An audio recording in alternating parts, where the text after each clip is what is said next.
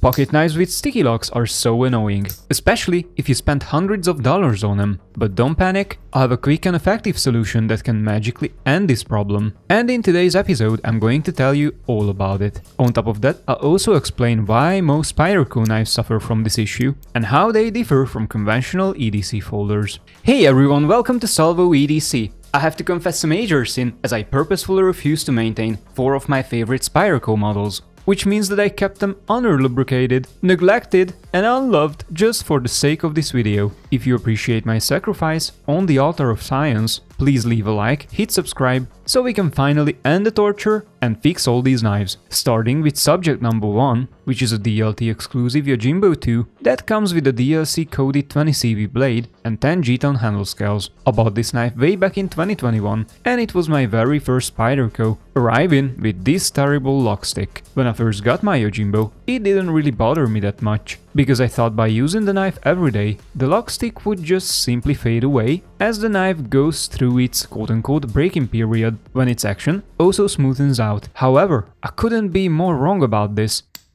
as the issue not only persisted through the past 4 years, but it got even worse. Yuck.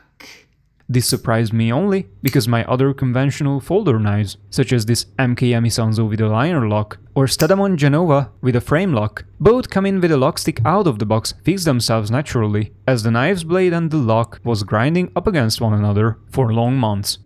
Meanwhile, this Yojimbo definitely has some weird stuff going on. So myth number 1, according to which Spyderco's lock stick fixes itself over time, is officially busted. And I have a second knife to prove this, which is a PM2 that also comes with a DLC coded Kruger blade and purple G-ton handle scales. I got this knife 2 years ago in 2023, and since then it became one of my most used EDC staples. But just like in the case of the Yojimbo, its lock stick didn't go away. This made me real suspicious that the issue is actually caused by the blacked out hardware, since my satin finished Spydercos never had any problems with lock stick. For example, my beloved Para 3 is as smooth as a pocket knife gets, even after 6 years of heavy use. This brings us to myth number 2, which goes, lock stick is caused by the DLC coding. However, this also got debunked about a month ago, when I got my latest and greatest limited edition Military 2 with S90V blade steel and fancy carbon fiber handle scales. Since this knife, dramatic pause, also comes with a very same annoying lock stick, and don't get me wrong,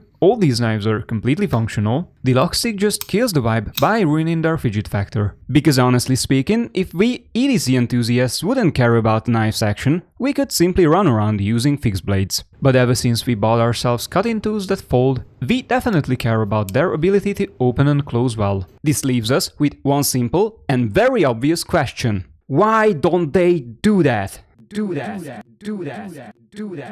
Well, it took me some time to figure it out, but I came up with the answer, and it is going to blow your mind. When it comes to Spyderco knives featuring their signature compression lock, the stickiness does not occur between the blade and the liner, because it actually happens between the liner and the stop pin. Which is kind of surprising, because on a basic liner lock pocket knife, these two things don't even meet each other. However, when Spyderco came up with their very own locking mechanism, they desperately wanted to innovate, so they sandwiched the liner between the back of the blade and the stop pin, and as a result they got something much stronger and much safer. This freakish strength is probably the reason why so many Spyderco knives come with a lock stick, because their internal parts push against one another, since without having a better word, they are compressed. This means that the annoying lock stick is probably not an engineering mistake. It is simply a trade-off that has its own pros and cons. So now that we know that this is a feature and not a bug, the only rational thing we can do is to mitigate the negative side effects, so the knife could have its freaky strength without annoying the crap out of us. And here comes the point of this whole video. When I try to lubricate a Spyderco knife against the lock stick, I cannot just simply lube this tilted little shelf thing on the blade that touches the liner,